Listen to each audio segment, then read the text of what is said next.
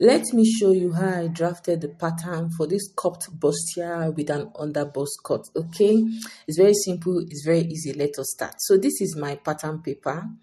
So what I did here was I placed my pattern on my tape on my pattern paper, and I extended my tape by 6 inches. Then I went ahead to mark my bust point at 8 inches, my nipple point at 10 inches, my under bust point at 14 inches, and I marked my waist at 16 inches. Now, I later extended it back to 17 inches because your girl has added a lot of weight. So that half blouse of 16 inches is no longer working. So I went ahead to do it across the entire width of the pattern paper. Bust at 8 inches, nipple point at 10 inches, under bust point at 14 inches, and waist at 16 inches. Like I said, I later went ahead to adjust it to 17 inches. Okay, so after doing all these markings, I went ahead to connect my markings with a straight line. And this is what we have here, guys. My bust point, my nipple point, my under bust point, and my half blouse. Okay, so those are the lines we have there, guys. Now from the middle, I went ahead to mark my bust span, my nipple to nipple point divided by 2, which is 4 inches. So I went ahead to mark it at my nipple point, my under bust point, and my half blouse. Then I drew a straight line connecting my waist to my nipple point. Okay, so at the top, which is my chest line, I went ahead to mark 4.5 inches instead of 4 inches because I didn't want the line of the cup to just be in the middle.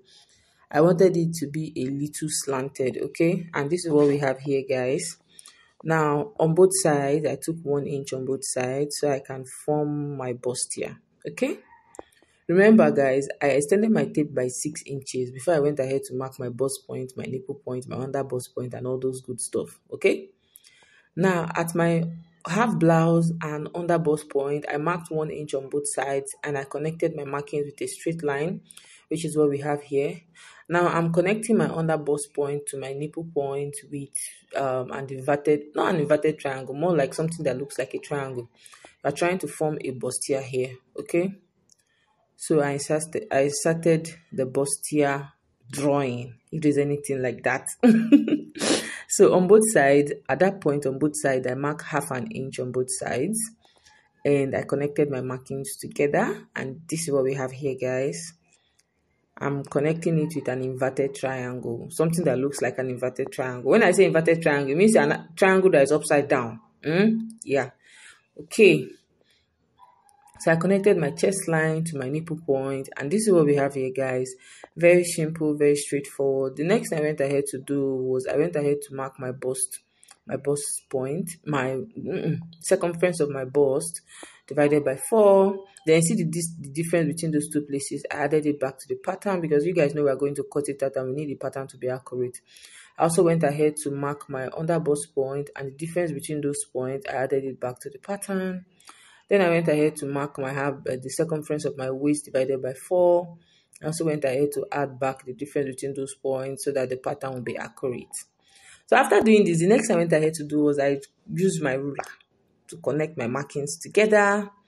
And this is what we have here, guys. Now I went ahead to add 1 inch seam allowance. Okay, I went ahead to add 1 inch seam allowance to the entire pattern, and I connected my markings together. You can see it's very straightforward. It's very simple. It's very easy to draft a bustier.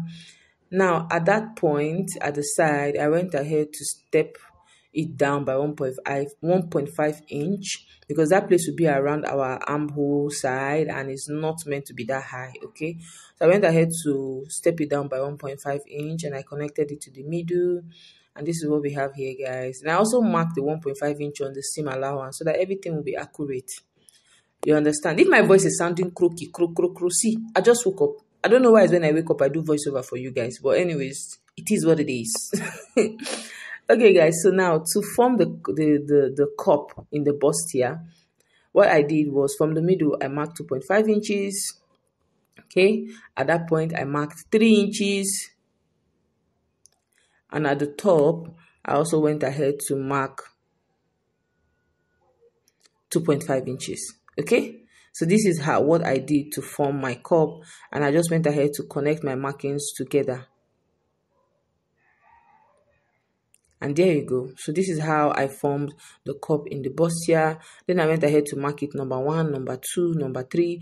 I also tagged it lace fabric. That's to let you know that the 2 I wrote L are going to be in lace, while the one I wrote F is going to be in fabric. Also for the bottom, I tagged what exact fabric is going to be letter, okay, it's going to be on the bottom. So I have 1, 2, 3, 4, 5. Now remember, I stepped that place down by 1.5 inch. I took the length of the top to the bottom, and this is what is going to give me the new length for the back part of this pattern. Okay, so which is what I drew there, which is the length I took from that top to where the line is. Then the next thing I also went ahead to do here is I marked 1 inch for my zip allowance.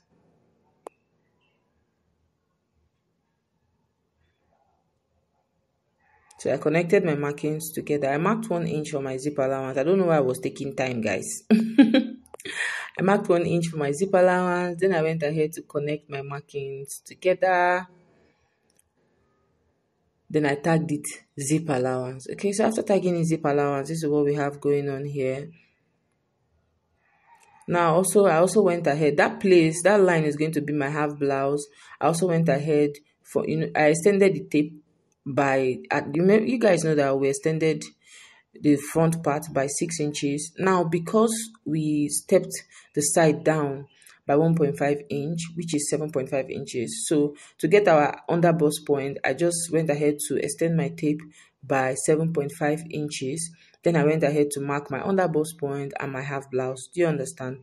Now from the middle, I went ahead to mark 4 inches and I drew a straight line to get my dart point. Then at the top, I marked 1 millimeter on both sides, and at the bottom I marked 1/2 inch on both sides. Okay, so after marking 1 millimeter at the top on both sides, and at the bottom I marked 1/2 inch on both sides, I went ahead to connect my markings together. Okay, so after connecting my markings together, this is what we have here. Now at the top, I went ahead to mark my bust width divided by 4. I also took the distance between those 2 points and I added it back to the pattern. Then at my underbust point, I went ahead to take my underbust measurement. I took the distance between those 2 points and I added it back to the pattern. At my half blouse point, I also went ahead to take my half blouse measurement, and of course the distance between those 2 parts, I added it back to the pattern, because you guys know we're going to cut it out and we need everything to be precise. Okay, so after marking, I went ahead to connect my markings together. I also went ahead to add 1 inch sewing seam allowance to the pattern, and I went ahead to connect the pattern together. Now you guys know that by the time you're done drafting the pattern, you're just going to place this pattern on the fabric on a fold, and you're going to cut all the pieces you need, which is what I did here. So I went ahead to tag it center front, center back and side back. And I tagged it number 1 and number 2. Okay, I also put arrows so I know where all of them is going, because if you don't do that, guys, you're going to be confused. Then I went ahead to cut it out. So this is what the back part looks like. Thanks for watching.